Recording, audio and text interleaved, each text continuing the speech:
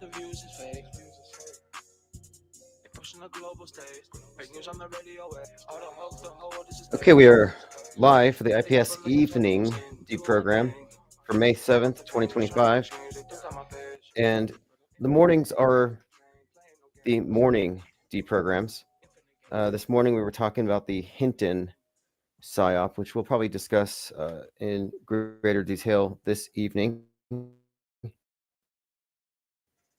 But just to get started here, let's see who's in chat. Looks like Esteban is here. Yeah, Nothing Burgers. The whole, what was it? James O'Keefe Media Group now, OMG. It used to be Project Veritas. Today was a big day. He announced that he's not inclined toward self-harm, and he made it sound like he had a very significant bit of information to share with the world. Alex Jones doubled down on this and insisted this was huge, groundbreaking. World's going to change. And it was something about Prince Andrew being a perv. And I think he's already been convicted. Like, we already know this. It was nothing new. It was a major nothing burger. No new information. And Alex Jones even deleted his tweet about it. So it kind of tells you about how aware they are of that. You know, their audience just isn't happy about this.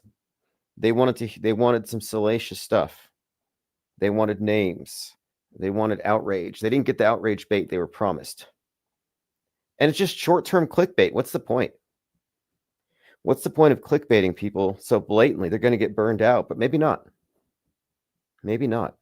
You know, there's this thing called intermittent reinforcement. It works with slot machines, and maybe it works with these types of news outlets where, as long as they reward you intermittently with a win, some vindication, then you'll stay more addicted than if they were consistently serving you what you wanted.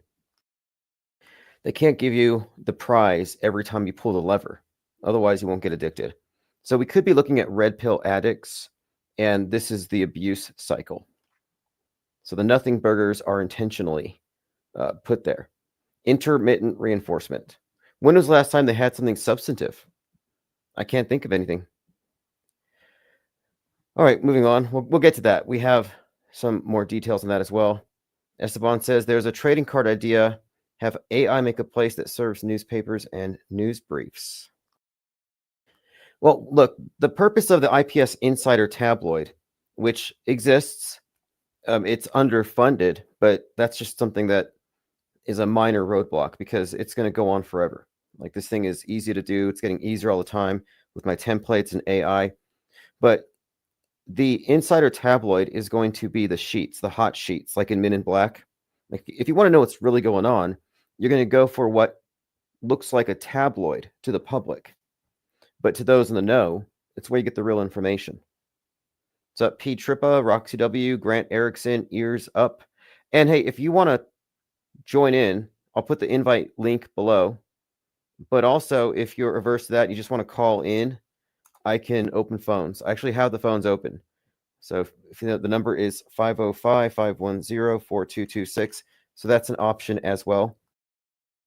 I just have to be careful about not getting the number on the screen by accident. And I think I figured it out. I don't want the Men in Black calling your house later. And it's Men in Black where the tabloid is called the hot sheets.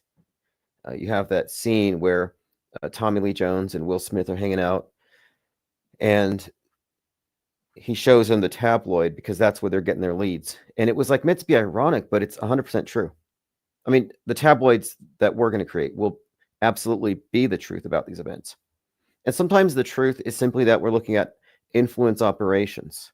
So it's real in a sense, but nobody has the right context. And this has become very clear to me as of late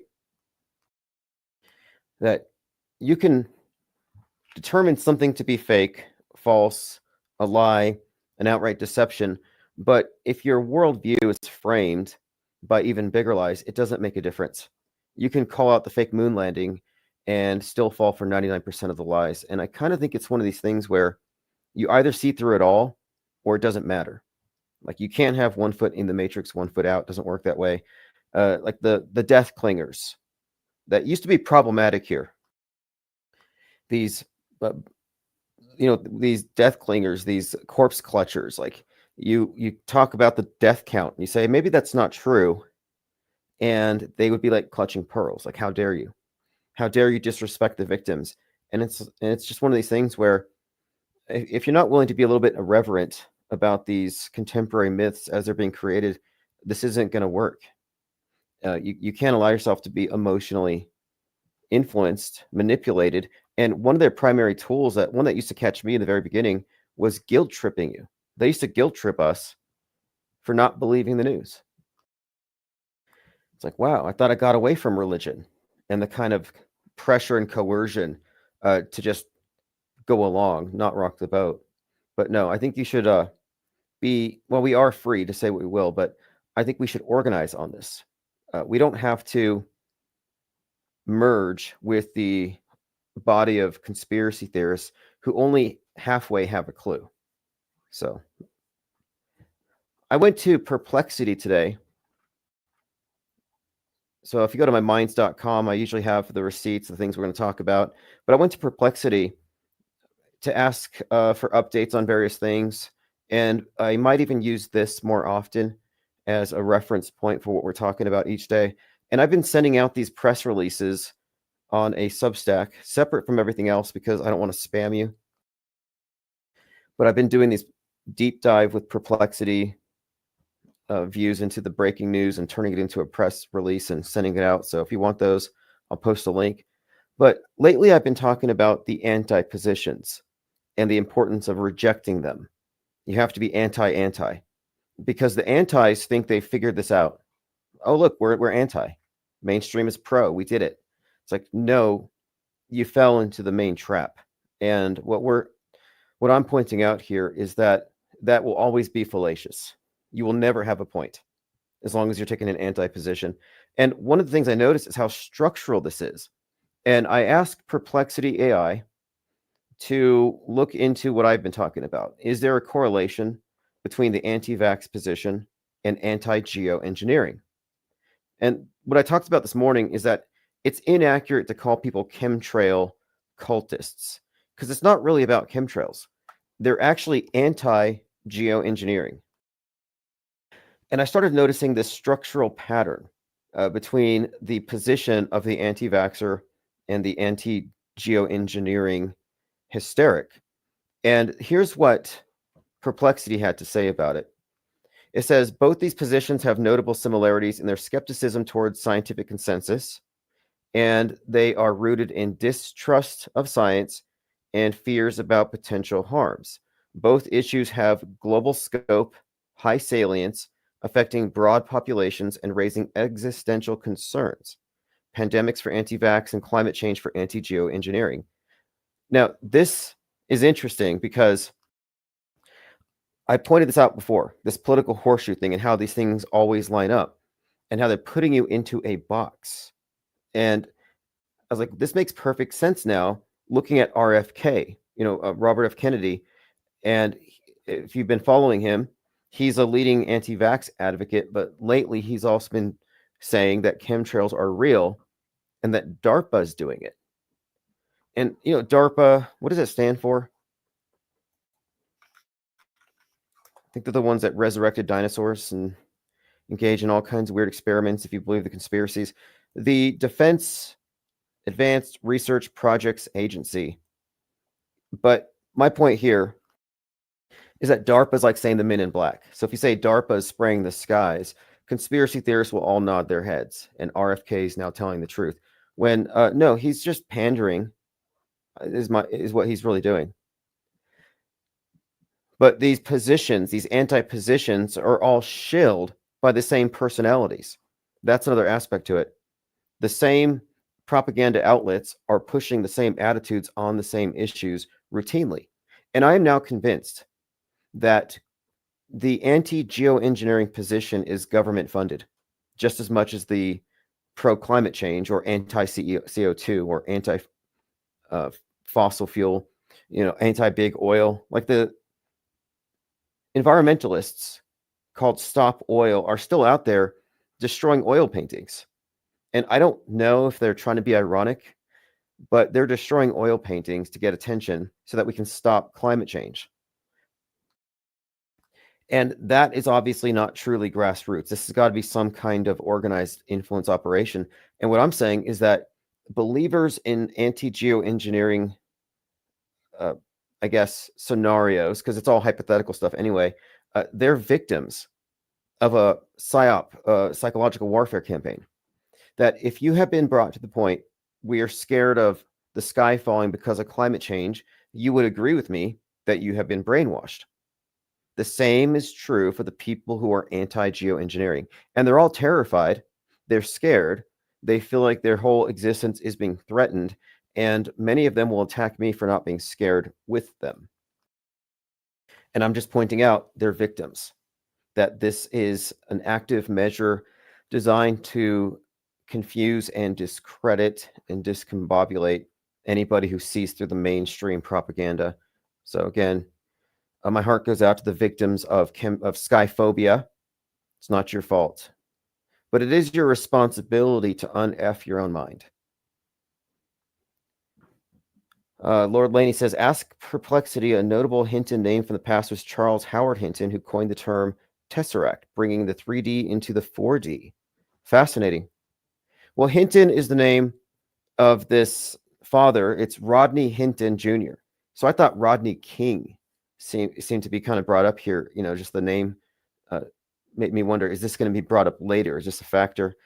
And his son was killed by the police the day before, and he retaliated by killing a cop.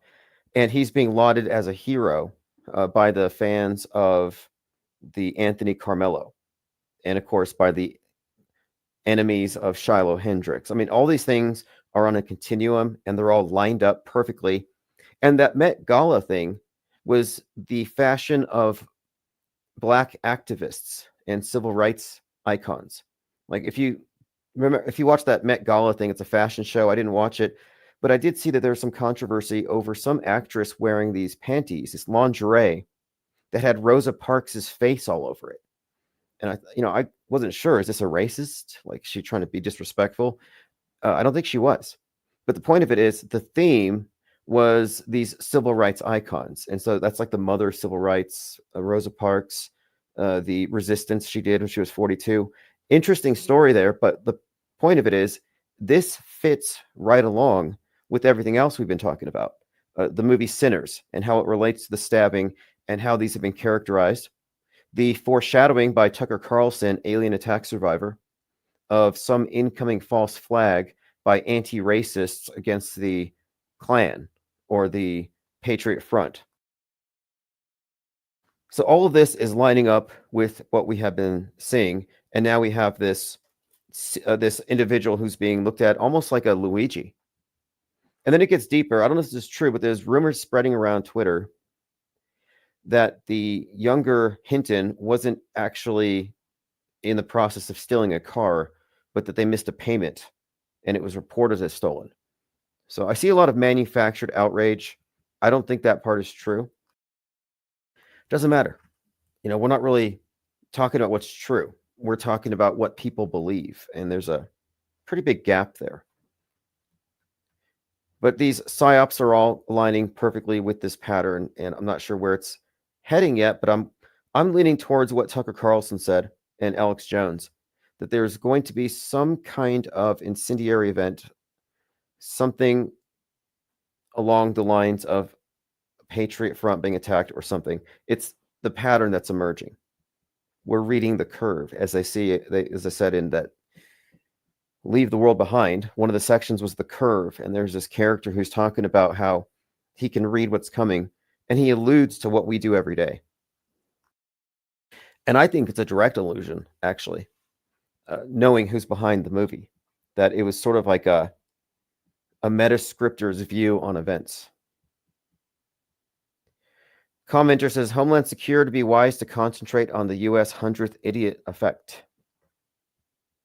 Yes, absolutely. And people are prone to react to what they see online, just like MK Ultra victims, which they are. So we'll see what the puppet masters have in store.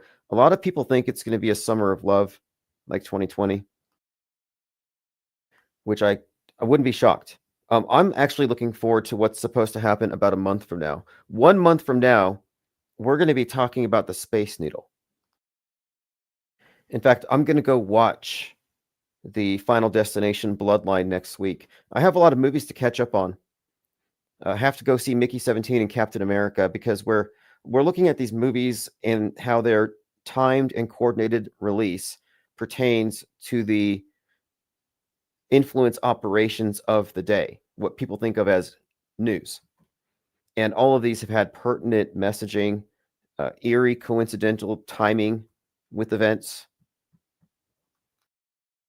Now, the 100th monkey effect is a hoax, by the way. There's no such thing. You can't teach a monkey something here, like how to wash the mud off the potato or whatever, and then other monkeys figure it out through some kind of collective consciousness. That's fake. But the 100th idiot effect is real. That one is 100% real. It's contagious. I often wonder how many things are really contagious. Like, I wouldn't be shocked if narcissism was quite literally contagious. Like, I think it is. I think it's passed down through families, through cultures, and individuals. I think it's actually some kind of I do think there's some sort of a mind virus-like effect with certain things. Like the mind virus, not as a literal thing, but it does kind of, as a model, explain certain things when it comes to people who are very passive about what they choose to believe. Like I've made this comparison because this is all by design. Because now we're facing the advent of disease X, the mind virus that's going to justify shutting everything down. We're getting there, and people are looking for it. They want this. They want this to be fixed. The spread of memes on the internet is just too much, and people are going to ask and beg for it to be locked down. Save us from Elon Musk and all that. But disease X is coming, and they're going to use the same arguments that they used in 2020. For the, quote, public health, the private citizen must restrain themselves. For the public mental health, the private netizen will have to restrain themselves.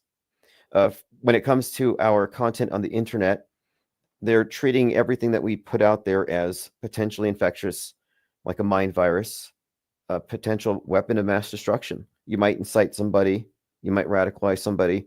And this is specifically referring to the mentally ill. You notice how for the last 15 years, all these mass shooters have all been said to have been mentally ill? That they're listening to Rush Limbaugh, they pop off.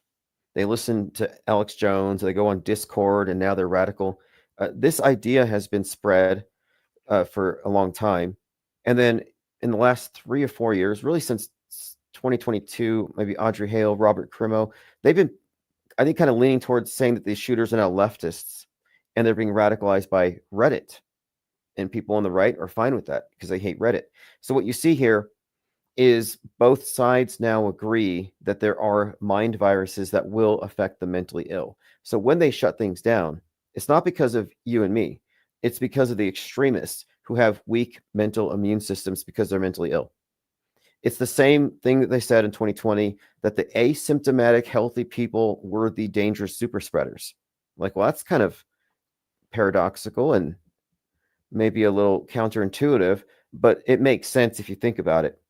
If you're healthy and you're carrying it, but you're too healthy to notice, it doesn't mean you can't spread it to people with weak immune systems. Similarly, here in 2025, I'm mentally healthy.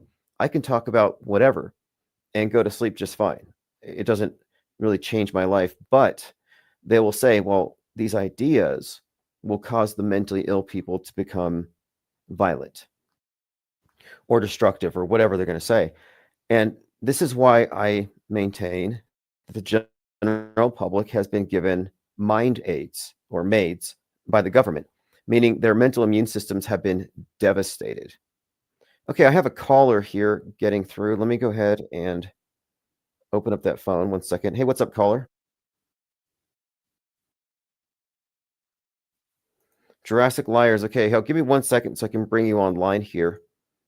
And I'm going to make sure that I don't put your number on the screen. So let me tell everybody to close their eyes. Okay, so everyone in the chat, can you tell me if you can hear Jurassic Liars?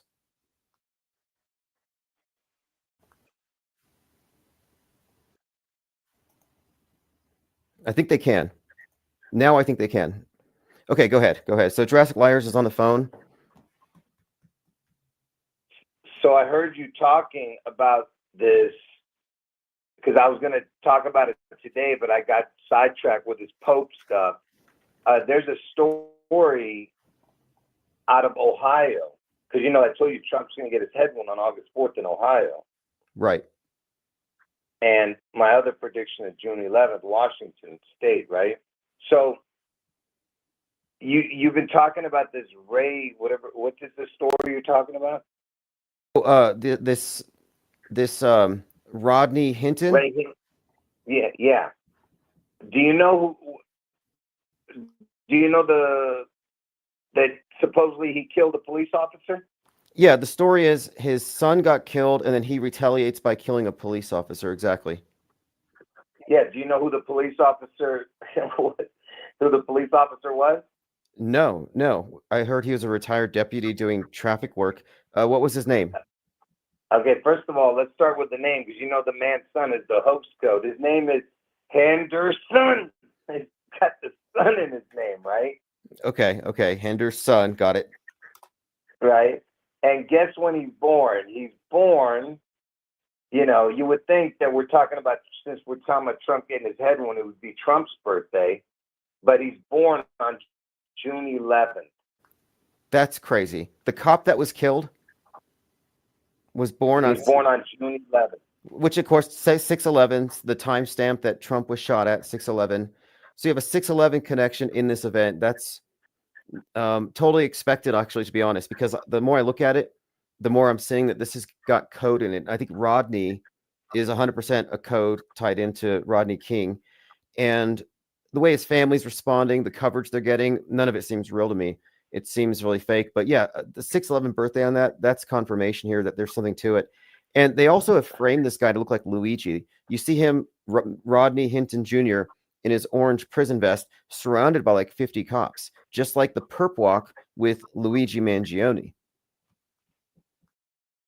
Yeah, and he died in Cincinnati, which is in Hamilton County. And it says here, Larry joined the Hamilton County Sheriff's Office as a corrections officer on June 14th, which is Trump's birthday. Okay, so Flag Day, Trump's birthday. And how many times have we seen 6/14 connected with this? Like there's that Heather Donaldson comedian with that birthday, 6/14, who fell and hit her head. We have the 6/14 being alluded to in Don't Look Up when the meteor is going to hit the earth. So yeah, 6/14, very interesting timing for that one as well.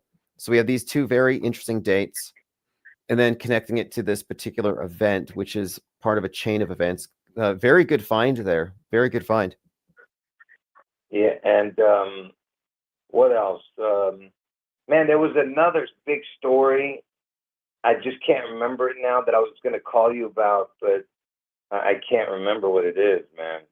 Darn it. Well, in the meantime, I remember I posted on your YouTube page a picture of the Final Destination, the Space Needle, and how it's all about a prophecy about the Space Needle being destroyed, and how this one takes place before the first movie that was all about the plane crash and 9/11 stuff.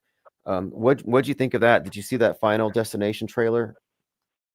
Yeah, and yeah, it's all about that prophecy, like you're saying. And what's interesting is that movie is probably going to be the #1 movie when this June 11th event happens.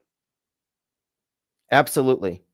And that movie, for people who don't know, Final Destination, it's got a trailer that's all about this prophesied destruction of the Space Needle. And because the protagonist warned people, it didn't happen. And now it's going to happen. But instead of taking out the Space Needle, it took out the plane in Final Destination that happened right before 9/11 that people took as, I would take that as predictive programming regardless.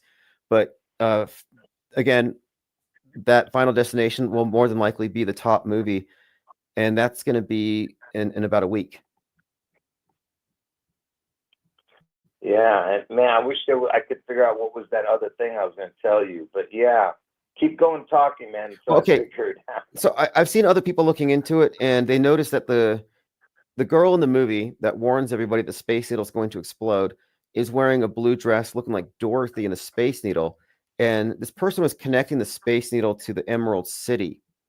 And of course, Seattle being the Emerald City. And then someone else had remarked something about Kate Perry going to space around that time. And at one of these music award shows, she had actually done this Wizard of Oz skit. But yeah, I have the channel. I think it's called. Let's see if I can find it. There's a YouTube channel where this person done a breakdown of it. But this, I have to wait and see. But it's beyond any doubt here, though. The movie's going to be consistent with the pattern here because it, like the first one. Yeah, go ahead. Yeah, just real quick before I forget. You've been talking about this other story, but you keep not mentioning the most important part about that twin story that the black guy killed this twin, Metcalf. Yes. And how come you're not mentioning that the kid looks like Elvis? Okay, I hadn't thought about that, but let's get into that because Austin Metcalf gets killed by Anthony Carmelo. There's a twin scenario. And what struck me as an indicator this was a hoax is that the right-wing agitator trying to start this dialogue between races over this thing is a January 6er. So I'm like, this has got to be a psyop.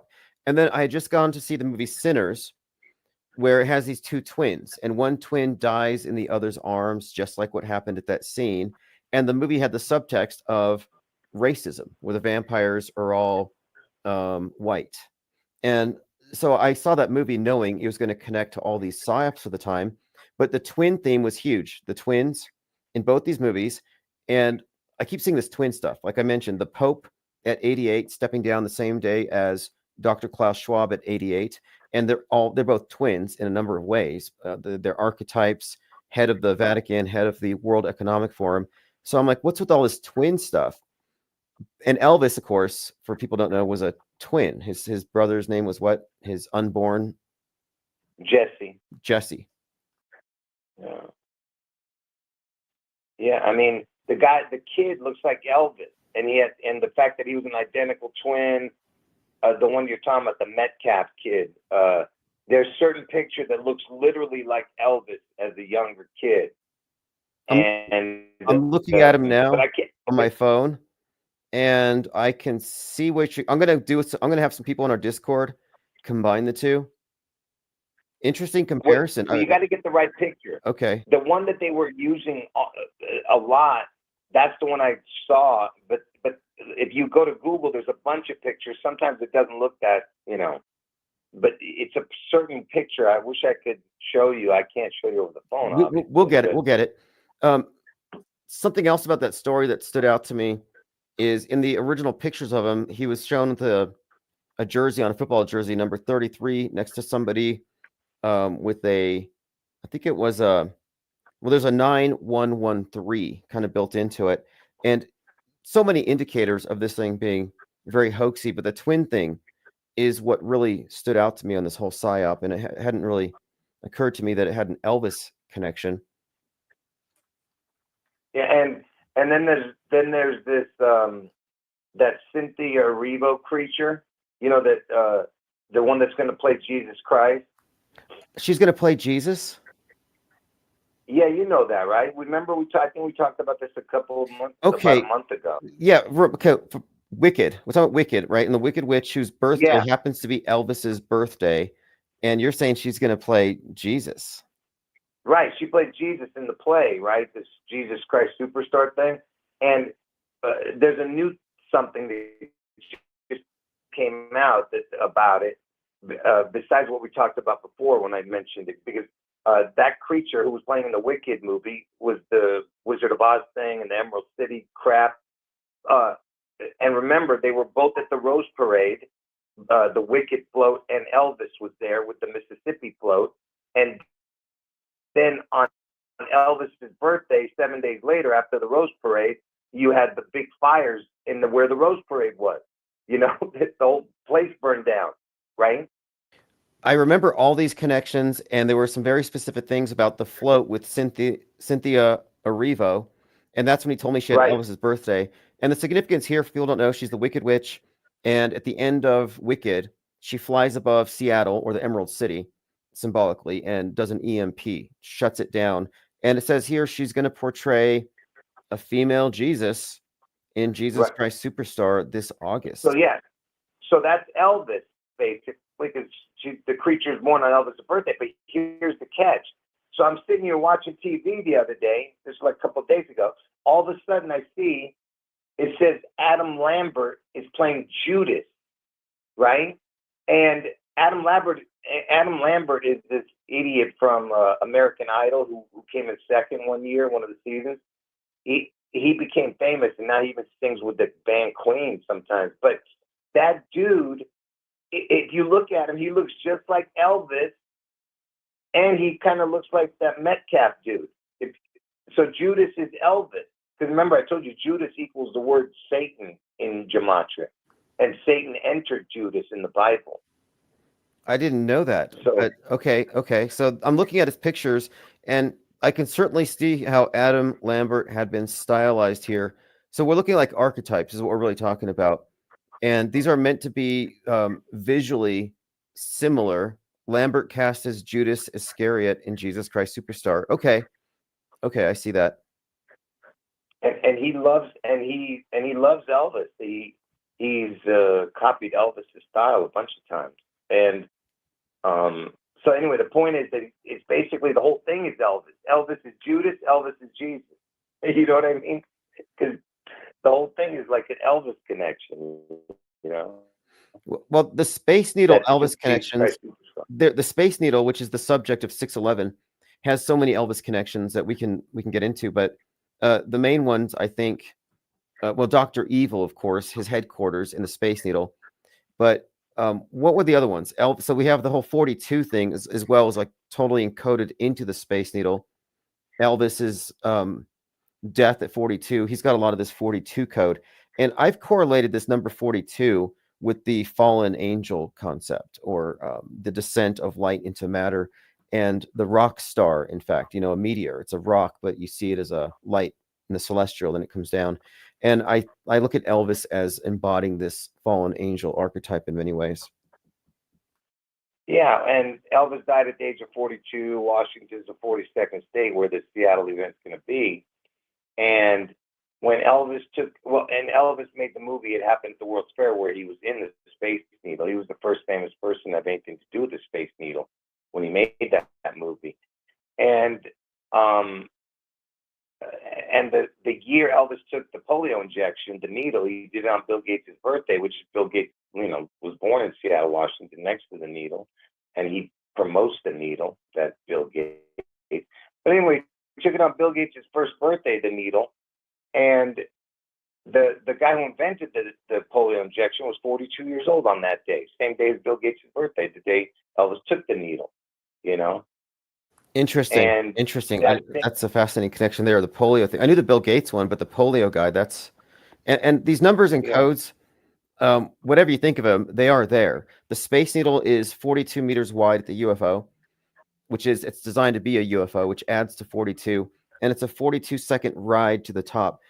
And 42 is heavily encoded into SpaceX, thanks to Elon Musk.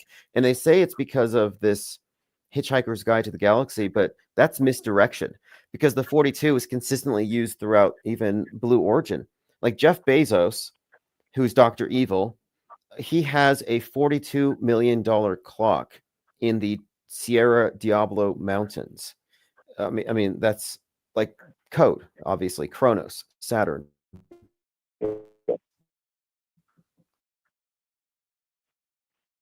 Yeah, and the year Elvis took the needle, a horse in the horse racing won 2 out of the 3 in the Triple Crown, and his name was Needles.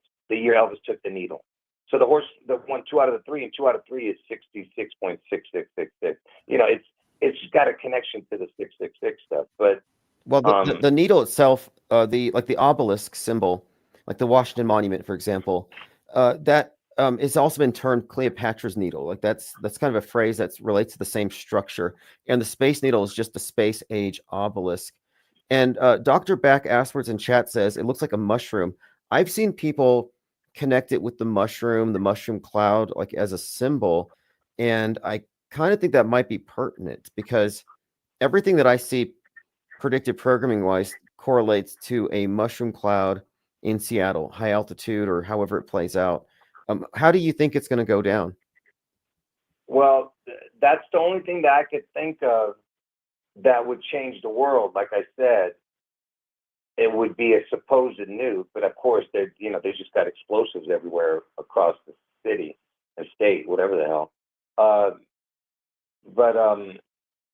And of course, Space Needle equals the word fallen angel in gematria, exact same numbers. But that, man, I just forgot what I was going to say. There was somewhere I was going with the Space Needle thing.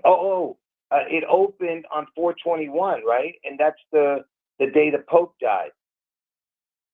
Oh, okay. Yeah. Well, in 2019, they put $100 million into it. They called it the Century Project.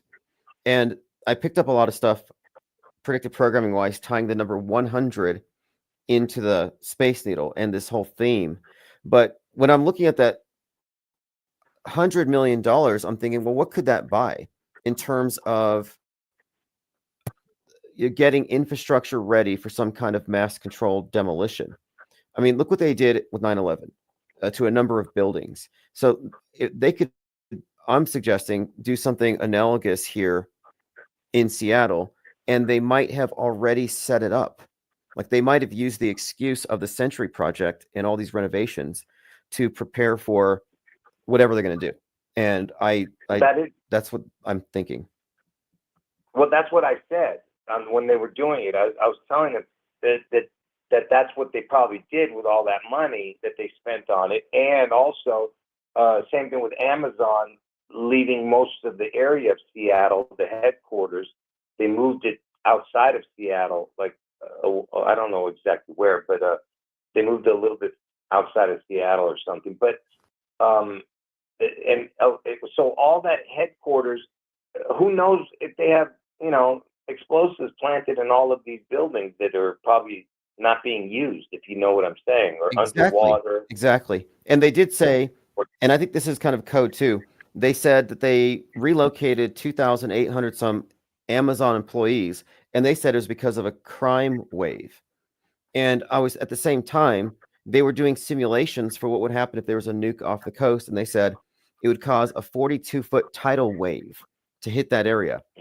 And so I think they were clearing them in advance of the incoming tidal wave that they're going to create. Well, and the immigration bill was called Title 42. Okay, that's interesting. Yeah, but title, Title, but sounds like tidal wave. You know what I mean?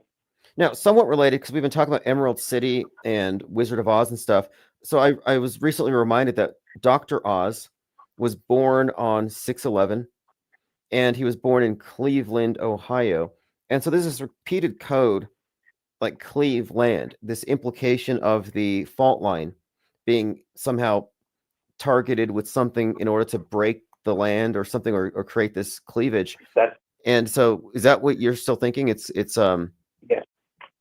Yeah, that's why he picked Oz as his next to him. I was talking about Oz before Trump ever even mentioned him in his thing. And I was telling everyone about Oz, that stupid Dr. Oz being born on June 11th and him being in Cleveland, Ohio, which is my other prediction, because it's the 216 area code. That's the day Trump gets his head wound on August 4th. But I'm not saying it's going to happen in Cleveland. I'm just saying it's going to be somewhere in Ohio, but it has to be August 4th. And it's just incredible that he's born on June 11th, which is my other prediction, and he's in the 216 area code he's born. It's beyond ridiculous. And the fact that he picks them, and we're talking about Oz, the Wizard of Oz, and the Emerald City connection, it's too perfect, you know? Oh, and something else too, because you're always correlating head wound and the nuke. So the East Palestine, Ohio train derailment created that big mushroom cloud that looked like a nuke, and then it was mirrored in that movie White Noise. And White Noise has Adam Driver as the main character. So you have Adam Driver associated with East Palestine, Ohio, and this mushroom cloud. Same actor plays Caesar in Megalopolis, who represents Trump, and he gets the head wound that he survives miraculously. The connection here, though, same actor, two different roles: head wound, nuke. Palestine, Ohio, and Butler, Pennsylvania are 42 miles apart. And this was highlighted last year. They said this was a very significant 42-mile stretch of land for the election. But I remember pointing this out. You have the 42 connection and the reiteration of the head wound being adjacent to the nuke scenario, and the same actor in both of these movies as the protagonist. And what, didn't Caesar have something to do with the date 7/13, the day that Trump got shot? I can't remember now. I'll have to look, because 7/13 is a big deal in terms of like these dates and these events for them. 7/13 was the date of the blackouts in Manhattan in 1977. And then 42 years later, on the same day, from 42nd Street on, this was all in the news, 42,000 people were put in the dark. And they compared it to that. This is the 2019 Manhattan blackout. Right. So I associated 7/13 with these blackouts, and there's a number of events that tie in with that particular date. And in fact, there's a movie called How It Ends, which has some kind of Seattle destruction scenario, released on 7/13. Again, this is all interconnected. And of course, yeah, go ahead. But so 7/13 and the blackout. time. Mm-hmm. And the time, that day that he got shot, which, I mean, supposedly shot, was 6:11 on the clock. That's ridiculous. 6:11 and 33 seconds. And they even, I mean, I've seen influencers high up in right-wing media saying that's a sign from God. 6:11 is Ephesians, the armor of God. And it's like, they probably believe that, I'm sure, but that's just code. And the fact that this guy you mentioned, the police officer, that's his birthday, that's proof positive to me that we're looking at another PSYOP hoax, but it's also more foreshadowing. I mean, this is a pretty intense buildup. Right, and then he went back to Butler, Pennsylvania, 84 days later. 84 days later, went back to Butler, Pennsylvania, and he did the moment of silence at exactly 6:11. And okay, so before you made some connections between the date, which was like what, October 5th or something, and Elton John, Rocket Man's birthday. And then he shows up there with the other Rocket Man, Elon Musk.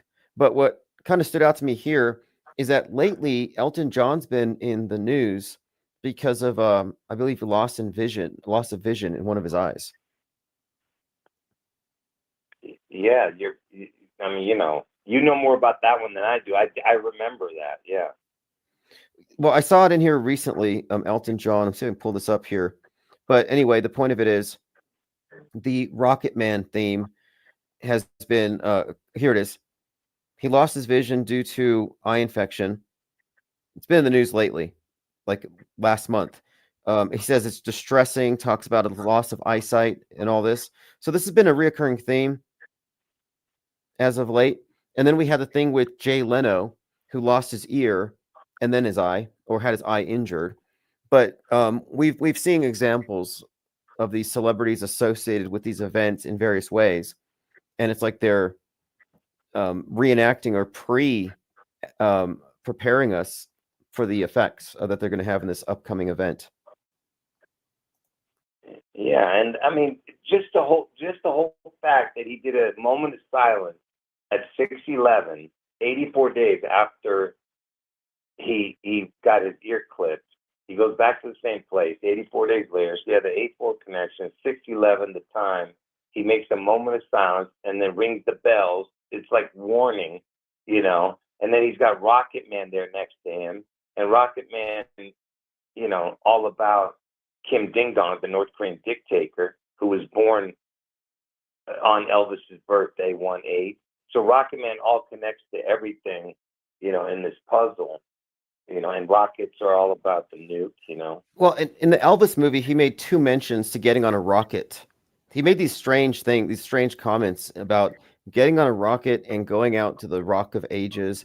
I don't know what the hell he's talking about, but they put these lines in there. And as I talked about before, when the Elvis movie came out, it was preceded by a trailer for Black Adam with The Rock. So you have Black Rock again. and he descends to Earth. He's got the lightning bolt. He's a savior. And then, of course, so you got the Black Rock descending to Earth, savior. Then it opens up with Elvis as a child with a lightning bolt around his neck. And then he starts learning how to dance and sing. And then it fast forwards to where he's working for the electric company. But this repeated theme of the rock star, the black rock, the fallen angel, falling from the sky like lightning, Mr. Satan or Starman, which of course Starman is the Elon Musk project where he sends the car into space. So Elon Musk sends David Bowie as Starman. David Bowie has, of course, the Elvis birthday. So you have a direct connection with Elvis, Bowie, Starman, and who is Bowie and Starman but the man who fell to Earth. That's who Starman is in the songs from 72 called 5 Years, and it's about the Starman who's coming down to save us. Yeah, well, and that's what Starman is, the Mr. Satan. That's Elvis. Elvis is Satan. That's the whole point. It's not David Bowie, that's for sure. David Bowie's just singing about Elvis. That's why he had Elvis's birthday, you know? Well, one of the things that I noted about David Bowie is that from the beginning, his music has corresponded with the space program. I think David Bowie is based on David Bowman from Space Odyssey, because it's Space Odyssey and Space Oddity. And then he got in a childhood fight and one of his eyes was damaged. So he always had this like enlarged pupil in one of his eyes. So if you look at the various pictures of Bowie, they always emphasize this one eye symbolism built into his character. And then he had the lightning bolt over one eye. None of this is coincidental. And I think that combined with the Elvis birth date and in fact, I think he and Elvis nearly worked together on a version of a song. I think it was Golden Years or something. But there's some deliberate overlapping with these different characters. Yeah, there's lots of connections with this Bowie. Besides the fact that, oh man, I forgot the second part of what I was saying, but let me just get to the first part. He had the Resurrection on 84th Street album or something. If you want to look that and tell me what it was again, I forget. Okay. But it's called Resurrection on 86th. Okay, let me look that up. And that's 84. Yeah, you're the one that told me about this one. And okay, speaking of David Bowie, David Bowman, Space Odyssey, J.D. Vance, his name was Bowman at some point, right? Yeah, Donald Bowman, Donald Bowman or something like that. David Bowie, Donald Bowman. Yeah. Resurrection on 84th Street from 1977. Yeah, and the reason I was bringing the second part up just real quick is the Space Oddity, which is correlated with the Space Odyssey theme, the 2001 Space Odyssey theme. That was Elvis's, going into his concerts when he would come out, he would play the Space Odyssey theme, which is the real name for that is called Sprach Zarathustra, the Space Odyssey theme, the 2001. And he was playing that in the 70s, Elvis, at his concerts. And the writer of that song, Richard Strauss, was born on June 11th. So it's so perfect. And, the whole thing about the Twin Towers was connected to Elvis, every single thing, Yeah. This is rather incredible how it all does actually align here. And yeah, the fact that he opens up with the Space Odyssey theme and then he plays that CC writer. There was something else, right. But yeah, my point being too is that like the BBC was playing Space Oddity during Apollo 11, and the first music video ever filmed in space was Space Oddity, performed by Chris Hadfield, the Canadian, on the ISS. And then, of course, when they sent Starman into space, they're playing the song. I don't know what song they were playing on an infinite loop that they sent into space. Maybe it was the song Starman. I have to double check that. It could have been Space Odyssey. I have to check. But my point of it is the space program, Mr. Satan, as you said, and Elvis and Bowie are all connected in this mega ritual about this savior or Satan, depending on how you look at it. Yeah, and Trump used that same theme song, the Sprach Zarathustra, during the eclipse. Remember that? He played that? He played it during the 4/8. the 4/8 eclipse video, right, where he's in front of the sun and had the crosshairs. Right. Yep. And that's before he was shot. Mhm. That's before he was shot at. And that was the same Right. time that there was a 4.8 magnitude earthquake that supposedly had an epicenter near Bedminster at his golf course. Yeah. Yeah. And it was in the city of White House or something like that. This 4/8 stuff is interesting. Like the episode of The Boys, Assassination Run, that they had to alter because it was so close to the assassination. That was episode 4/8, season 4, episode 8. So I've seen this code consistent. So for Trump to show up back at Butler 84 days later, huge clue. And the New York Post called him Braveheart on their cover that day. Yeah, I have one. He's talking about Alcatraz right now, right? Yes. And you know why he's bringing it up? I heard he watched a movie about it. Well, yeah, but look at when those 3 escaped convicts escaped. Look at the date. Okay, and it was 3 of them, huh? Yeah, the 3 escaped convicts. Because there's a theme here, like the 3 hobos of the JFK assassination, and in the Masonic rite, there's 3 assassins that go after Hiram Abiff, and there's symbolism to it. Okay, 3 guys escaped Alcatraz on 6/11. Fascinating.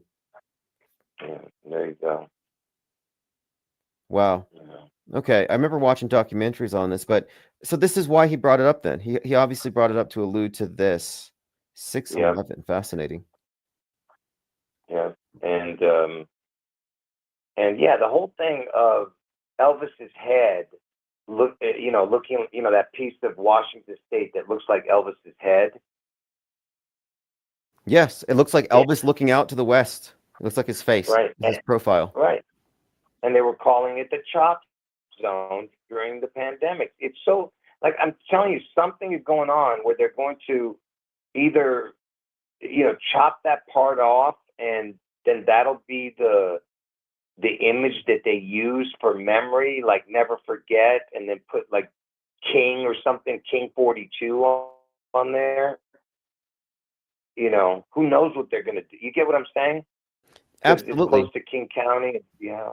So it could be like Ground Zero, Seattle, but it tore off like that area, his head or something. I don't know.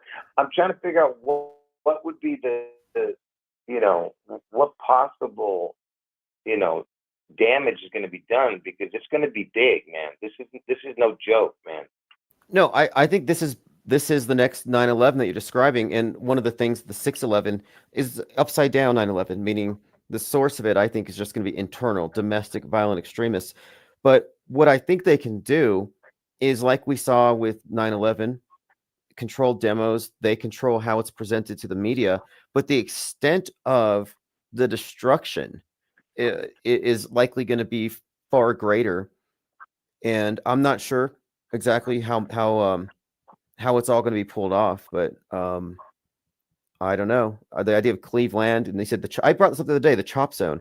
Like, there is this repeated theme of a break, and then at the end of, speaking of 4/8, season 4, episode 8 of Stranger Things, the town of Hawkins, which I think represents Seattle, splits open, and the hellfire comes out, and so it looks like nuclear fallout raining down from the sky. That's the season finale, and the same episode 4/8, the actor Matthew Modine's character gets shot. He gets sniped. Matthew Modine plays Joker in Full Metal Jacket, who represents JFK. That's why he's got the target on the side of his head, and they make all these JFK jokes. Like JFK, he was a war photographer. But Matthew Modine, 4/8, gets shot and killed in the episode where the ground splits open in what appears to be Seattle. And in that same episode, the American guy is wearing a Hulk Hogan shirt, and he's fighting in Russia in this prison.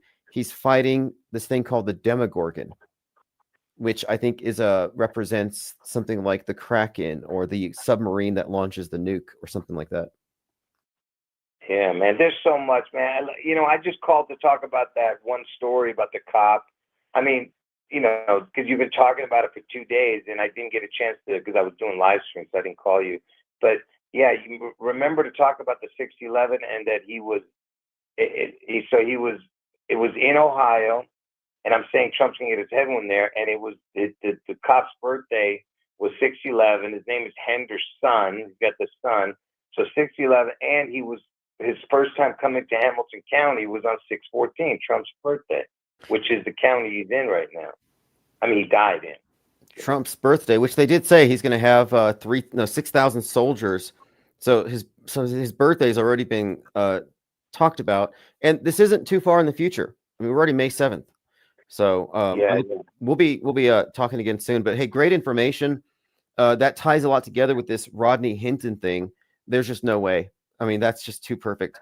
So thank you for calling and informing us on that. We'll continue to look into it. All right, man.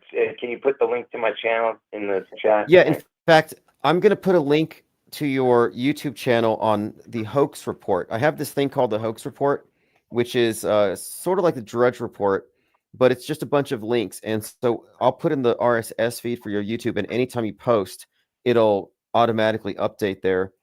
So there we go. I put a link to your channel, Jurassic Liars. All right. All right. Thanks for the call. Have a great night. All right. Bye. All right. That would be Jurassic Liars. I want to make sure I get everyone the link, but I will put this channel up on my main, on the Auto Hoax Hub. And if that's not the right link, someone else spam it in there and I'll put it, I'll highlight it. All right, so let's go ahead and run over to minds.com and we'll see what I have earmarked there. Okay, here we go. Minds.com/Infinite Plane Society is where I post links to everything that we're talking about, in case people doubt what we're saying. You know, if you want to fact check me, you know, I fact check myself. Occasionally, we report on something that we can't quite verify. Like we're still trying to figure out, is Mr. Beast connected to Shiloh Hendrix? And we looked into that, and all indications are no, but I don't know. I mean, if you look into how they do witness protection programs and backstories, how CIA agents go undercover, you know, it's hard to say, you know, where the real story begins and where the fake backstory has, or how the backstories replace the real story. Because in this case, if they're related, they blurred that, or they effaced it, or they provided reasonable doubt with the fake docs that they released. Because one of the reasons she got the GoFundMe, this Shiloh Hendrix, is that her birth date had been released. So it all seems to check out. And I think there was a conversation in Gilded today. Someone was looking into it and they found some interesting connections. Apparently she has some email address connected to the Hansen brothers or something. Anyway, moving on. I'm trying to read your comments. It's a little blurry for some reason. I'm having some gremlin activity. Must mean we were talking about something that the powers that should not be do not want us discussing. Any minute now, I'm sure it'll fix. But thanks for posting the link. If you want to get in, just click the link below. I'm putting a link if you want to join. We're on StreamYards. And yeah, my whole screen has just turned blurry. Doesn't surprise me. If we are less than a month away, biggest psyop of the century, because this one's going to be bigger than 9/11, then I would expect it. By the way, the Met Gala event, I was talking about how it had this theme of civil rights fashion, civil rights icons. Colin Kaepernick was there. Colin Kaepernick, 49ers. He was the quarterback during the Blackout Bowl, Super Bowl 47, when it went dark for 33 minutes. And I remember thinking about it at the time. There's some significance to the fact that he's in a key position, quarterback, during the 33 minutes of darkness, Super Bowl 47, because I thought this has to allude to the 47th presidency and the blackout. And what's the connection here? Well, Colin Kaepernick is connected to the national anthem. And we were just talking about this in Discord about the significance of the Francis Scott Key Bridge getting knocked down at 1:28 a.m. Last year, just like we were talking about other similar structures like the Golden Gate Bridge and its connection to the same theme of the West sinking, leave the world behind, this major blackout. And so it's notable that Colin Kaepernick, who's heavily associated with the 1619 concept and this blackout and kneeling during the national anthem, would make an appearance at this particular event a couple nights ago. Supposedly still trying to get the NFL, even though it's been 10 years. But a couple of things that are significant about him. One, he was the one kneeling before Derek Chauvin and before BLM. So then the symbolism of kneeling was introduced at that time. Similarly, like with Obama, he's in this dynamic with this Trump versus the opposition party. So Obama versus Trump, I've typified this as 1619 versus 1776. Well, same thing here. Many think that Colin Kaepernick had been blackballed from the NFL at the behest of Donald Trump, and there may be a connection there. It's kind of in the subtext. But you can look at Kaepernick as representing the 1619 thing, which was encoded into leave the world behind. So there's significance to this particular actor being at this event. Again, a couple days ago, just his symbolism as an antagonist to Trump. And if you don't remember, there's a documentary about him called Colin in Black and White. And it had a montage of all kinds of people burning his jersey. I think some Navy SEALs had some dogs attacking an effigy with a Colin Kaepernick jersey. So there's been this manufactured perhaps, but there's been a lot of outrage directed at this particular individual. So I was like, that's interesting that he shows up because of his association with the Blackout Bowl. Okay, let's move on. Going through the comments. Critterfest Sanctuary says, I listened to you on Spotify a lot. In one program, you had a caller and it hit me. It was Morgan Freeman. Not a joke, but it's really him. I was surprised you didn't catch it. The program was called Nipsey Killer on Court on 510, and that one or the episode before it, at one point, you didn't catch on. He said he's still in LA. I was screaming at my phone trying to tell you, peace. So Critter Sanctuary was trying to get me to notice that Morgan Freeman was calling. That's not really outside the realm of possibility. Some people have suggested that we've had some callers who were maybe curious because we're talking about something that we're not supposed to know about. And at a certain level, these people who are in on it would know what we're talking about and we're not supposed to know. For example, Mark Dice allegedly called in a few times. Of course, he didn't identify himself as Mark Dice. And I went over to his Twitter feed and I sent a picture of him next to Joaquin Phoenix, because the conspiracy theory is that Mark Dice is actually River Phoenix, brother of Joaquin Phoenix. And Mark Dice blocked me on Twitter.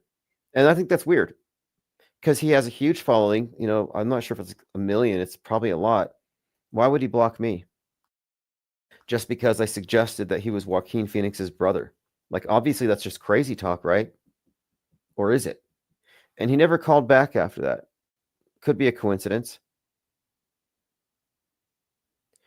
Let's see. Someone brought this up yesterday, and I looked at it as truth or bait. I didn't take the bait, but Jake the A-hole did. Michelle Obama was having... she has a media appearance, and she was describing something in a way... It's kind of confusing, her choice of words, but taken out of context, it sounded like she said, as a man, this is how I feel, or this is how it looks. So she was saying something. Here's what she said, quote, that warms my heart, particularly as a black man. So that statement uttered by Michelle Obama has been going viral and everybody's saying, hey, she admits that she's a man, which doesn't make any sense. It doesn't make any sense at all. That wouldn't be a habitual way of referencing herself if that was the case anyway. But so Jake the A-hole points out, Big Mike reveals his secret. And I'm suggesting this is bait. I'm not sure if it's a deliberate psyop. It could be. But if you look at the context, she's talking to Marlon Wayans. And she's saying to him, as a black man, what you did was brave or something. So if you take it out of context. So anyway, fact checkers, community notes have confirmed it was a misleading edit to trick, or rather to spread conspiracy theories about this. And it's been debunked a few times, but I'm just curious now. And this is not a challenge because I actually don't care, but I'm curious if Jake the A-hole will offer a retraction, or if he's going to stick with the story, or if it's somewhere in between. Like maybe this was deliberate, intended to trap people up, but whatever it is, I thought it was bait. That's why I didn't respond to the comments yesterday. I thought, let me wait and see, because we're in the era of deep fakes. I was fooled by a giant clownfish. I was fooled by a Donald Trump video. I get fooled, but it could have been something of a, I don't know. I'm not going to say, I mean, maybe it could have been deliberate. I don't know. But she was praising this person, and so it's a context thing. But truth or bait is something that I've been pointing out recently, because we have to be aware of two things. One, it's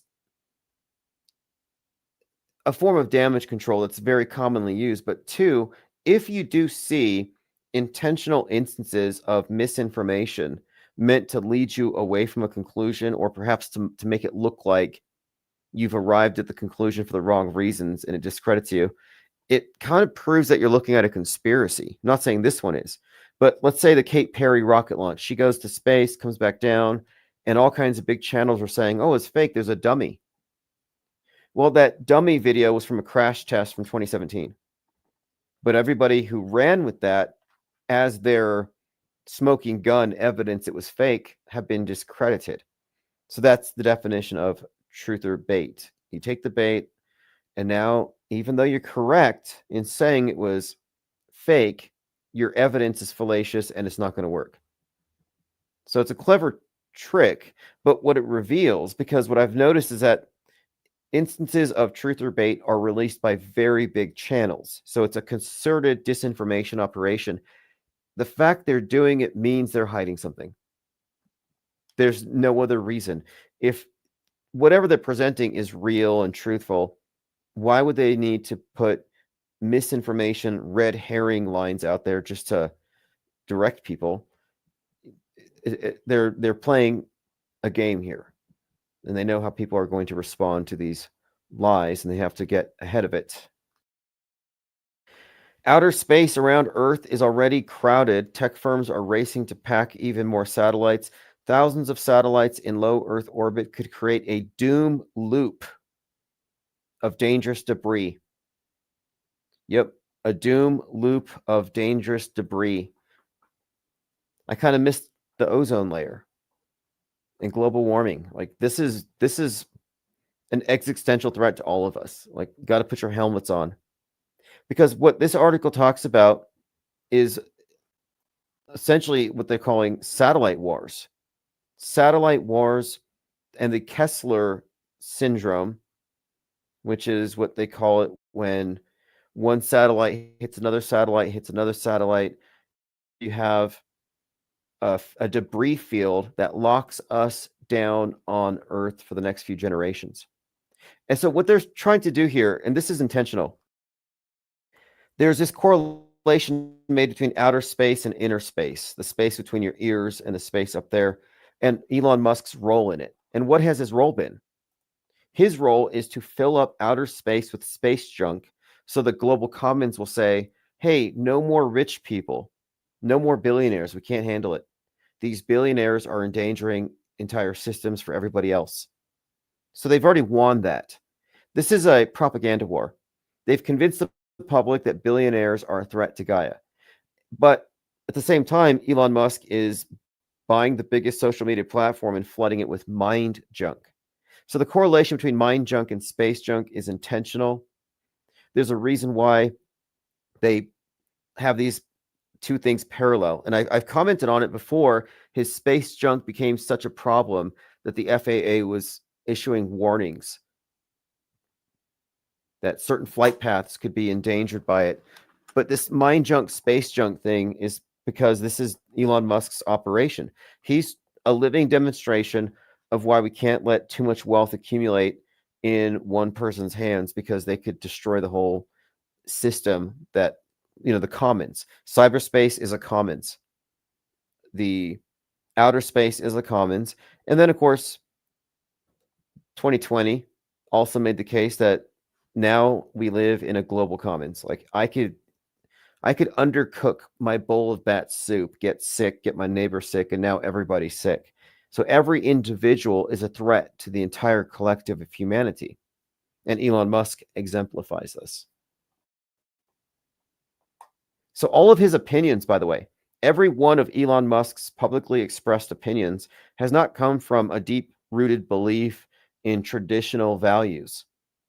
No, he is a provocateur, and he is pushing views and opinions that are from the right side of the political horseshoe purely for political reasons, manipulation reasons, and psychological warfare. There's no way he believes any of it. He certainly doesn't believe that that Kate Perry went to space. Elon Musk knows that's not true. He knows that moon landings are fake. He knows this stuff. He's in an interesting position because people take his character so literally, but no, he's actually a construct. He's a Frankenstein's monster, and he's the Pope. And people are wondering, who's the Pope? Well, who cares about this character in the Vatican sitting in that seat? Because the real Pope right now is Elon Musk. He has been for some time. Pope Elon, as prophesied by Werner von Braun. All right, outer space around Earth is pretty crowded. Tech firms are racing to pack more in. The largest is SpaceX's Starlink, made of more than 7,000. And guess how many they're putting up there? 42,000 for some reason. And of course, CubeSats, 42,000 CubeSats. This is all, I think, if you ask me, it's all symbolism pertaining to their god, Saturn, the god of what? Time, space, constriction, control of the material realm. But the cube, of course, the whole satellite thing, orbiting satellite. Well, when they're not floating in space, they're falling. And the idea of falling eternally, I think there's something kind of poetic about it, but ultimately I think that the whole premise of it ties into the Elohim and the worship of fallen angels. I'm pretty sure there's a deeper subtext to all of it. Mr. Satan, Starman. This stuff isn't just to distract you and get your attention. There is a deeper esoteric meaning to all of it, which we're trying to unpack here. Moving on here, it says these satellite companies are also, we're talking about competing satellite companies. So it's not just SpaceX. You've got Chinese internet constellations setting up space futures. Again, we're talking about space wars, essentially, here. There's a competition. It says more satellites shooting around the Earth at 17,000 miles per hour will mean a greater chance of potential collisions. And recently, there's been reports of this Russian satellite that's out of control, just like the movie by Francis Ford Coppola, Megalopolis. And when that movie was in the various festivals, when it was first in the festivals, I noted, hey, look, the movie trailer has Russian space junk falling on New York. And you got this burning Statue of Liberty, reflecting the fire. It just looks like a scene from the Paris Olympics where they showed this destroyed Statue of Liberty. But at the same time that the Francis Ford Coppola's movies trailers were out, and we looked at this space junk falling, it was reported that a Russian satellite had blown up into 100 pieces and necessitated the locking down of the astronauts on the ISS. Many such examples. But anyway, there is one particular Russian satellite that's erratic right now, and supposedly it has a nuke on it, but they say it's a dummy nuke. That's what they say. But isn't that what they would say if they didn't want us to panic? So it goes on to say here, Kessler syndrome is a nightmare space scenario in which the number of satellites and orbital debris is so high that collisions occur, generating a cascading series of collisions. We're talking about an avalanche of space junk coming soon. I saw a trailer for the new Avengers when I was watching Sinners, and that's when it was still called the Thunderbolts. They changed it to the new Avengers. But the opening scene had a bunch of looked like space junk landing all over New York. And I saw a trailer for another movie. It might have been 28 years later, but it had lockdowns because of fallout, apparently. And there was something else. I think it was, I pulled up my Twitter. There's this trailer that just came out for a movie that appears to be about lockdowns. It's called, oh yeah, Rebel Black sent this to me. This is where it's at. He says, did you see a trailer for this Netflix show? And I'm going to go watch it tonight. It's called The Eternaut. A deadly snowfall kills millions. So this ties into a couple of things. Season finale, Stranger Things, Hawkins opens up, and you've got what looks like fallout raining down from the sky. And I was comparing this to the imagery of the season finale of Westworld when Westeros burns because the dragons, but you have the snow coming. They say winter is coming. So there's like this 1,000-year winter. And it happens to hit as Westeros burns. So you've got snow mixed with ash raining down. And to me, I interpret this as fallout. Just like with Hawkins in Stranger Things, it's hellfire. So you got fallout. And then, of course, the movie Fallout, Oppenheimer. I've been looking at all this buildup towards some kind of a fallout scenario, and it's appearing in more and more films. So this movie Snowfall, I'm watching the trailer, and it talks about something being in the air that's killing people. And just the other day, someone had asked me what I thought about the significance of Marilyn Manson covering Phil Collins' Genesis, Something in the Air. And here's what I'm thinking, because I think this song is significant. One, I think it's his first #1 Billboard, and we're talking about Marilyn Manson here. But again, he did the cover of In the Air Tonight, Something in the Air. And we're talking about this movie and fallout and this airborne threat. Well, he's touring right now behind an album called One Assassination Under God, which came out on JFK's death day. So 11/22. So again, JFK death day album One Assassination Under God comes out. He closes his sets with the song Coma White, where he plays, in the video, he plays JFK getting assassinated. So you have that connection. And now he's releasing this new song to go with his tour called, or a cover of, Something in the Air. And I'm like, that's kind of interesting because in the context of predictive programming, it kind of reinforces the idea of incoming fallout. Rebel Black says, between Marilyn Manson and Netflix, who needs a crystal ball? I saw that AI generated tweet about Trump earlier. We live in a weird world order. Yeah, weird world order. I like that. The WWO. It's not the new world order. And it is getting increasingly weird.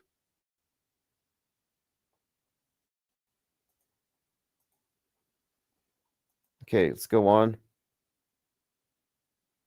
I'm so done with chemtrails. I reached a breaking point today where I started taking images of chemtrails that have been shared with me by chemtrail believers, and I'm putting them on We Do Not Consent. So I'm kind of thinking I'm not going to get rid of it. It's a huge grift. So I might as well see if there's a market for coffee mugs with chemtrails on them. Because if you want to wake up every day and think about the poisonous skies and talk about it and always have it on your mind, this could be of great help. So here's where it is. It's we do not consent. You can see the sun, very pale. Skies are milky and toxic. And you see those white lines.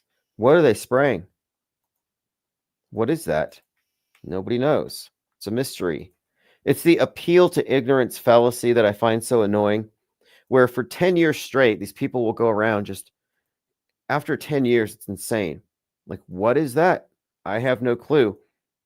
But they use their confusion, their alleged confusion, as a way of claiming that it's not known. Like, I can't explain it, therefore, it's unknown. Yes, chemtrail enthusiasts, chemtrail proponents, chemtrail fanatics. You got fanatics, proponents, enthusiasts. They're not scientists. You could say believers. I say boofers, chemtrail boofers, chemtrail huffers. Anyway, I'm just pandering to this particular market. We'll see if that goes. And then here's another mug. This one is actually serious. A strange game.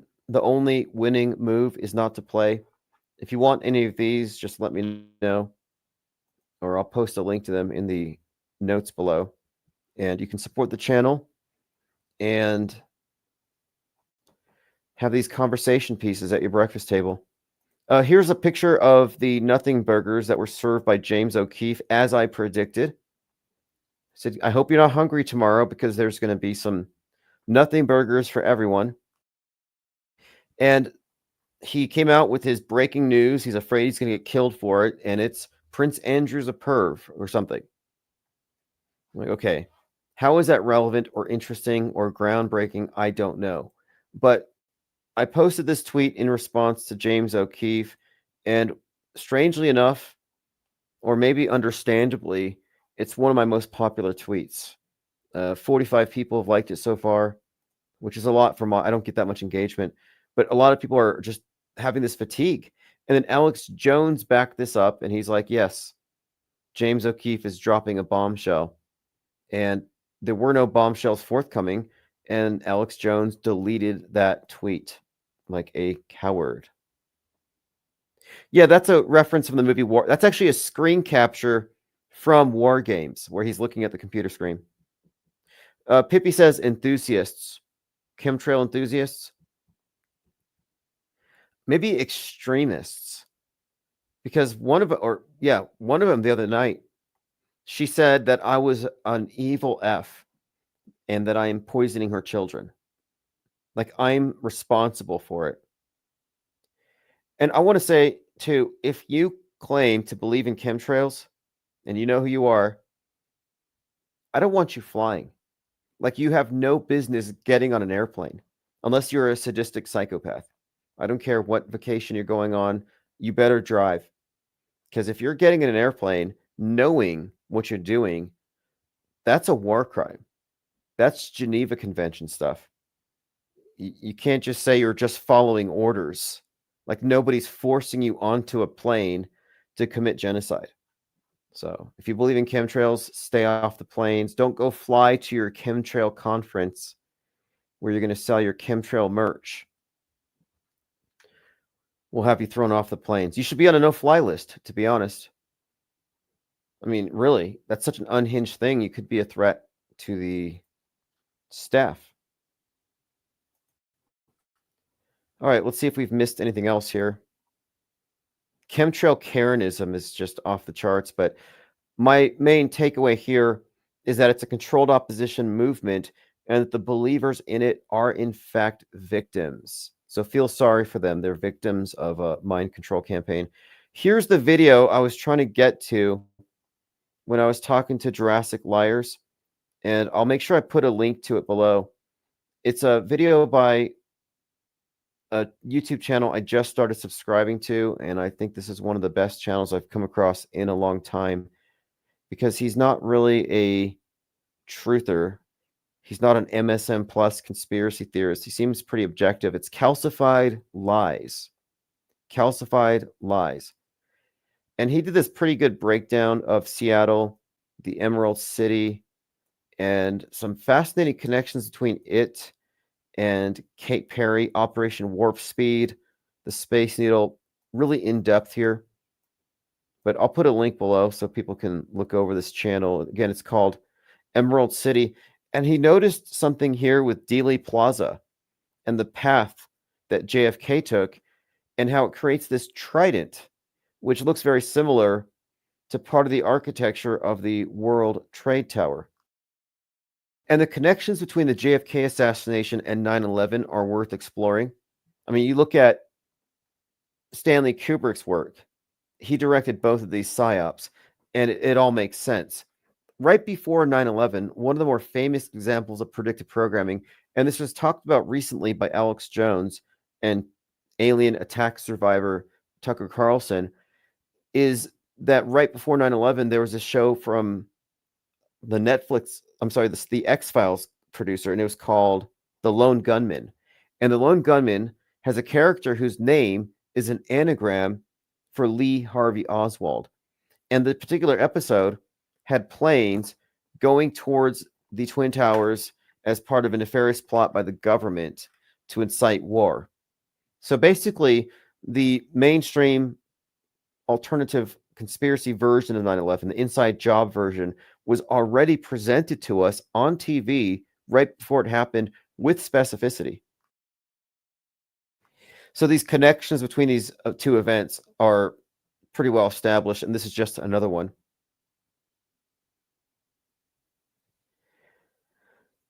All right, let's see. NA Literalist said it'll be a huge burger tomorrow. What's tomorrow? Because Trump said on Friday he has something big to say.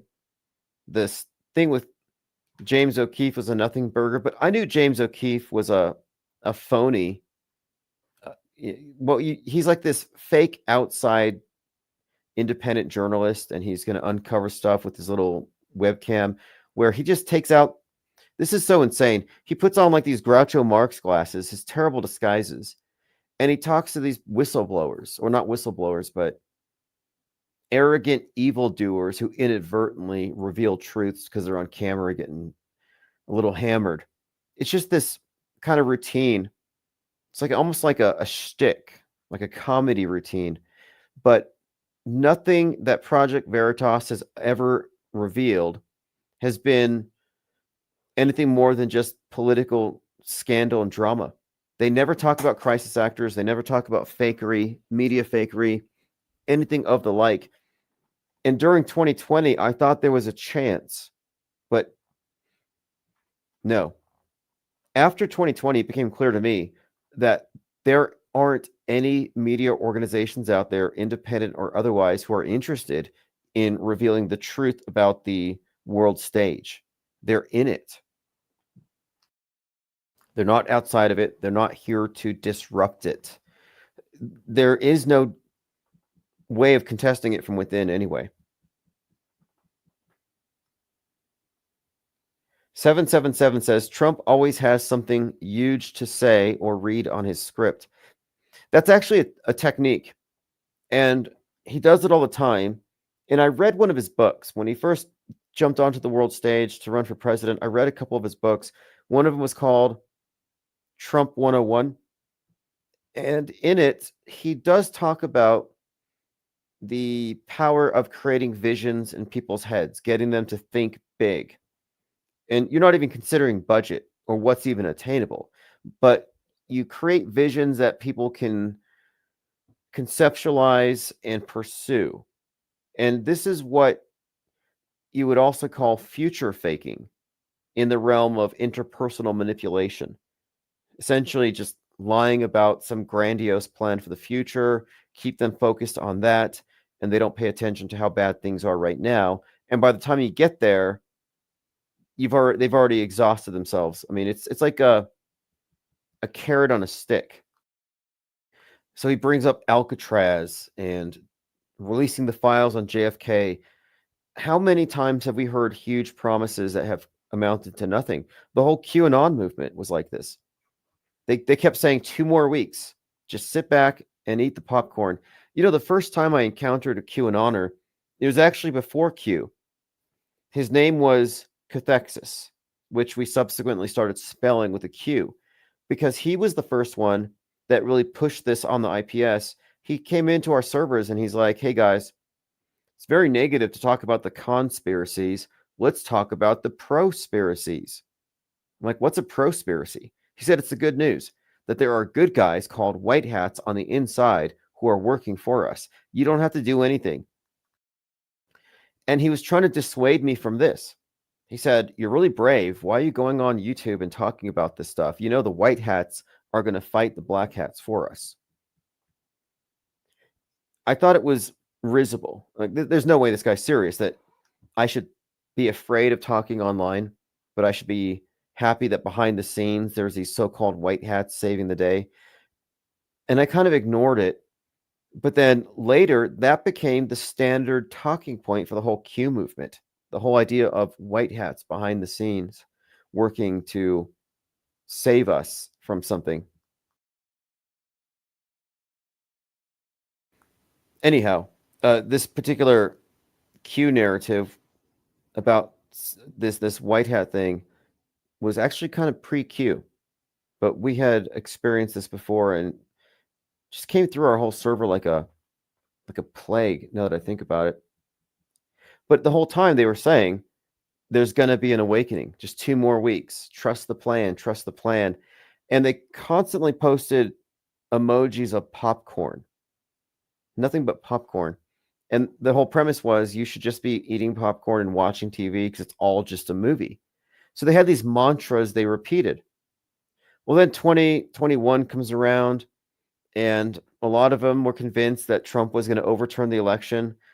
It seemed like that was going to happen based on what they were saying. But they were contented just to eat the popcorn and wait and trust the plan. And we watched what happened. They were betrayed. They were honeypotted. They were smeared, just guilt by association. Anybody with the MAGA hat got pulled under this big tent of insurrectionists. My point being, they were nullified with future faking. The Great Awakening. Is anybody talking about the Great Awakening anymore? Whatever happened to that? Like the biggest promise of all. You know, they were saying that there's going to be a Great Awakening and med beds. Do you remember med beds? They said, oh yeah, you're not going to age anymore. That when Trump defeats the deep state, all of the anti-aging technology is going to be released. Everything can be cured. You just lay in the med bed. And it's like this, it looks like a tanning booth, but it spins. I've seen these things. So I saw a bunch of truthers or QAnoners falling for the promise of medical miracles, life extension, and this magical thing called Nasara Gasara. And they chant this stuff like it's a mantra. It's like, what's Nasara Gasara? I'm sorry, it just sounds so dumb. But they said, this is when the government's going to give you back all the money that they took from you. The same idea that some people think, they say, oh, you know what you can do? You, as a sovereign citizen, can take your social security number to the bank and take out $9 million because you're stock and you can cash in. And I'm like, really? And like, yeah, you can do it. Just buy my course for $10 and explains how. I'm like, have you done it? I'm like, no. So you've never claimed your $1 billion from your social security number, and you're trying to advise me to do so. Like I had someone call me a slave and a fake truther because I have a driver's license and a license plate. I say, aren't you a sovereign citizen? Don't you own yourself, or are you a slave? And I was trying to argue that the license plate is necessary, and my driver's license makes it possible for me to buy certain things that I require. I don't see a problem with it. It's not a huge compromise. Well, the conversation just kind of heated up, and he was saying, well, you've been discredited because you have a driver's license.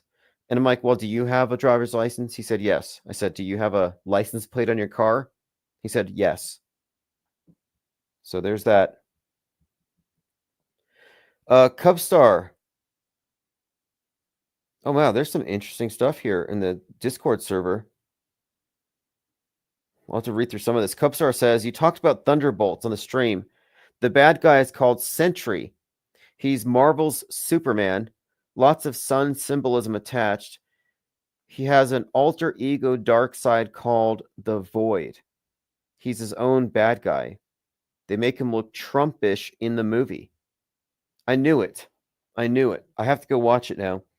The interesting part about Sentry is the meta backstory.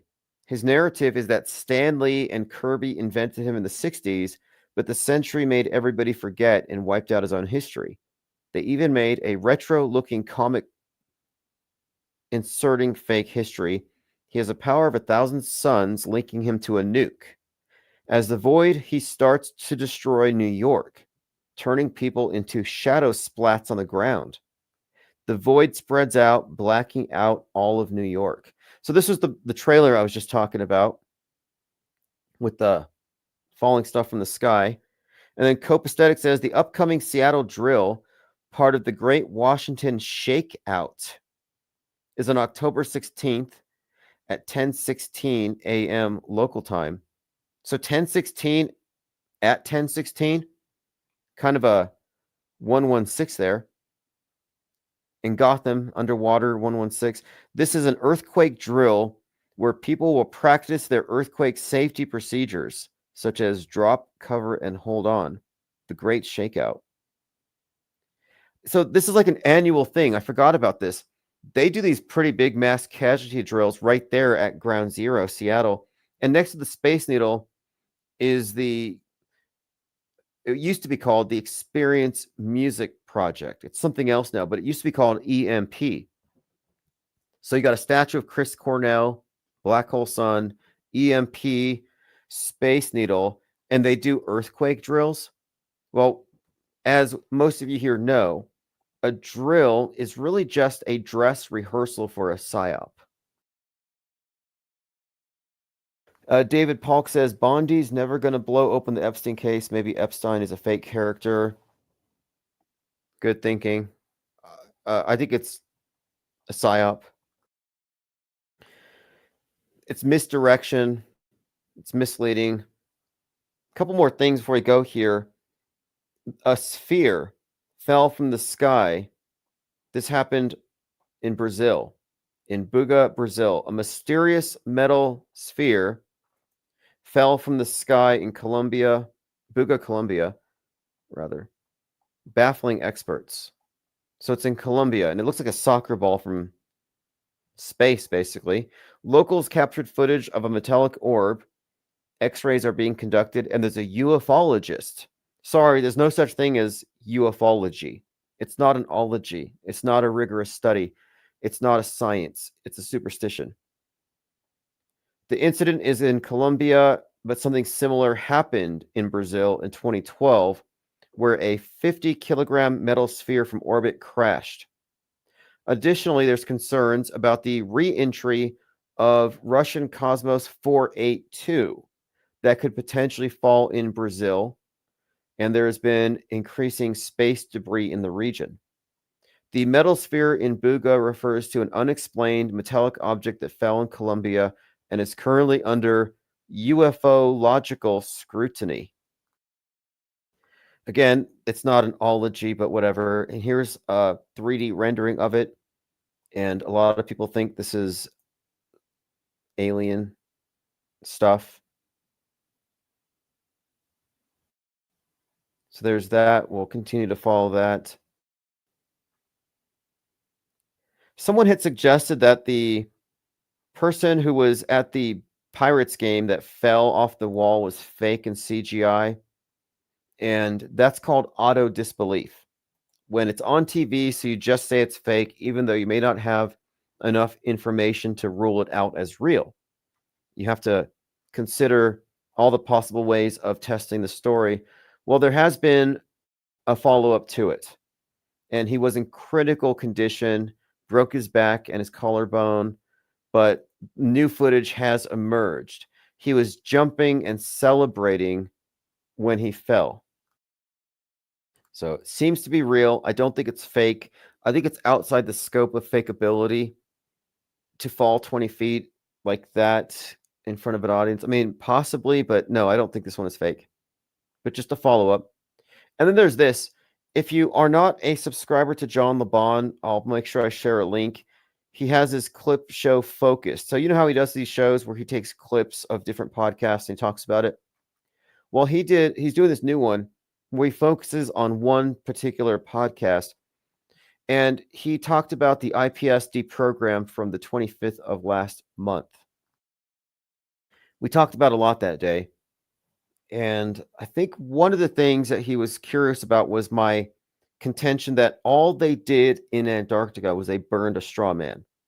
And what I mean by this is that whatever they did, they destroyed the flat earth model as model believers have held on to it.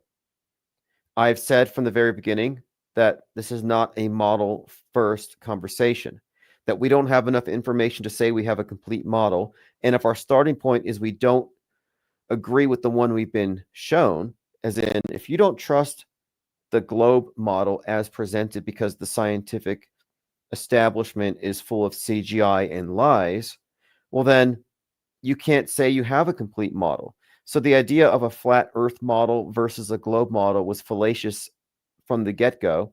It's an either-or fallacy. Just because it's not this doesn't mean it's this. Just because NASA's lying doesn't mean the Bible's version is true. So when I say they destroyed a straw man, they did, in the sense that this is supposedly what the flat earth topic was about, this domed flat earth with the spiraling sun. And that's a misrepresentation. Only a small percentage of the people who get into this topic think that's the truth. What they really have is doubt about the main model. So it's not even about shape. It's about worldview and how you get that worldview. It could be a ball. I mean, I don't have any refutation to what a 24-hour sun would mean, but whatever we're shown from space isn't what we're on, because what they're showing us is an artistic rendering, an interpretation. And my take on it, let's say it is a spinning ball, 25K circumference going around the sun as advertised, fine. Doesn't bother me one bit. However, what's the point of falsely representing it from outside? Are they hiding land? Atlantis, perhaps. Maybe the place where Bezos is going to mine asteroids is really just on the other side of, somewhere out in the uncharted waters. You know, like, for example, the pole of inaccessibility, where Jules Verne's 20,000 Leagues Under the Sea takes place, where NASA supposedly drops all their satellites, the spacecraft cemetery, where H.P. Lovecraft pinned the location of the sunken city where the old ones dwell, Cthulhu and such, in his mythos. Like, it's a pretty remote place. For all we know, that's where the Crisis Actor Island is. But my point is, I don't trust the history. I don't trust the news. Why would I trust the maps? So all they did was they burned a straw man, because the flat earther, as somebody who's attached to this alternate shape, is a straw man. There isn't really anybody aside from Mark Sargent that fits that particular model. I would argue that the flat earther is a misnomer, that you should call them media skeptics who are just full of questions and have rejected the establishment view of things. But part of being a skeptic is suspending judgment. And how long do you suspend it? Well, I'm going to suspend it for 5 more years at least. I want to see. Because they've had plenty of time to provide evidence to substantiate their claims since these questions have been raised. And all they've done is made themselves look increasingly ridiculous. Unless any of you are convinced by Kate Perry going to space. I wasn't. I didn't see the curve, but Jaron did. He said, I can see the curve, guys. Really? You can see the curve from 50 miles up? Show me the math on that. Because that sounds like curvert math, not math. Not objective observation. It looks like maybe a bias. Alex Jones said, will James O'Keefe's highly anticipated expose reveal that AG Pam Bondi is the Trump administration official responsible for covering up the Jeffrey Epstein files. That was what he posted, and then he deleted it. Why did he delete it? I don't know. The plot thickens. We'll see. Here's a video from the ISS looking at space, and you see nothing but stars. Am I the only one that's confused by this? How many times have we seen footage from the ISS and space is just black? Sometimes you see bubbles. Because sometimes, of course, they mistakenly reveal that, for the most part, spacewalks are filmed underwater. But somebody explain how they suddenly have stars. Is that new? Are they going to Mandela affect that into our existences? David says grays might be demonic entities through dimensions and not planets. Well, it's more likely they're subterranean. They're beneath our feet, watching our every moves. They're beneath the oceans, or perhaps they exist here. But yeah, the idea that they're from some distant planet is kind of ludicrous. Even if there were distant life and the universe were constructed as such, I don't know what the incentive would be to drive this far or fly this far. I think the grays represent the ultimate synthesis of all of the dialectics. The black and the white become grays. When we all merge into one world, you collapse all the borders, we have one world. The alien invasion, the ubiquitous alien invasion, all the different nations invading each other is what we're talking about with the one world. And so there we have the alien invasion is really just the achievement of all of their ends. When the black and the whites in all these dualities, polarities are reconciled. 1 second here. I have an Uber gig, so let me go ahead and get this caller on really quick. Calm down. Hey, what's up? Calm down. Hey, what's up? I was just wondering. Good to hear you. Thanks for calling. You can hear me? Yeah, Hello? loud and clear. Go ahead. Yes, I can hear you loud and clear. I called you like a week ago or something. Like, I was wondering, did you watch that video about the twins, the Challenger hoax twins video? Oh yeah, I did look through your channel. I shared it on my channel as well. And a lot of us have been talking about truther bait. And it seems like this idea that all these Challenger astronauts are still alive was some initial misdirection. And I'm pretty sure it came from NASA itself, that they do their own misdirection. Well, it's possible, man. I don't, my videos are not like, yeah, it's definitely him. It's just like, I'm just comparing them, you know, I'm just showing it, you know, but, like if you look at the original Clues forum, they talking and this is in like 2015, people are saying that maybe they found someone that looked just like that person, and then they made their fake name that person's name, you know, as far as Resnick and Krista McCullough. I don't know. I just think that Scooby, the guy, the Cows and Trees guy, is for sure Scooby. The other ones I'm not sure about, but if one's alive, they're all alive, you know. But yeah, it could totally be bait, you know. Well, it's interesting to see how they pull this stuff off. I've always been interested in spycraft, and then we get into deep fakery. And long before digital deep fakes, they figured out how to create these hyper realistic masks that are indistinguishable from that person. So there's no telling what they have up their sleeves as far as magic tricks. But what is certain in my view is that the Challenger disaster was actually a major psychological operation and a hoax.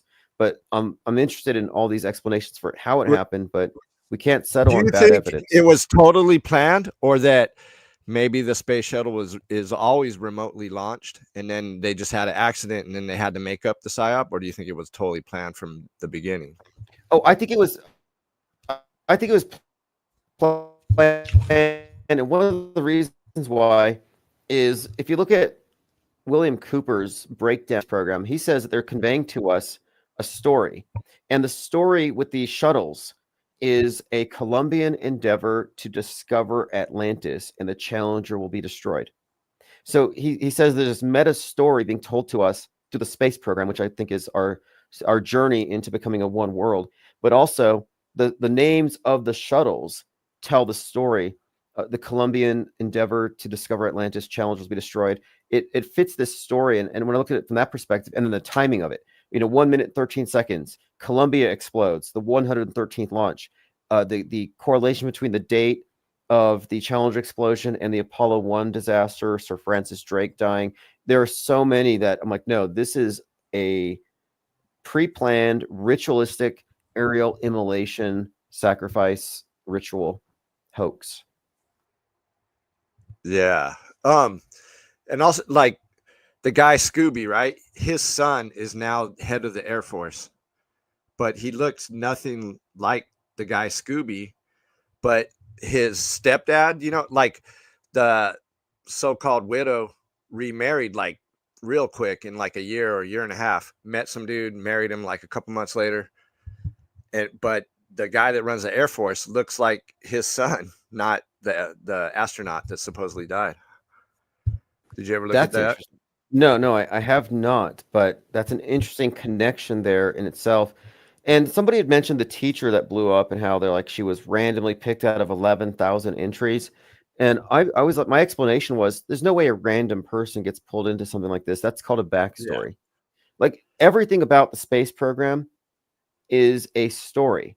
It's one of the best examples of the meta script, where you have a story that they wrote this in advance. From 1969 to this year, we're going to get into orbit. Then we're going to have a space station. Then we're going to go to the moon. But there's been a pattern here. Before every major advance, they have a major tragedy with fire. Apollo 1 precedes going to the moon. Yeah. The Challenger precedes going into the regular orbit with the space station. And I think the next phase is the ISS goes down.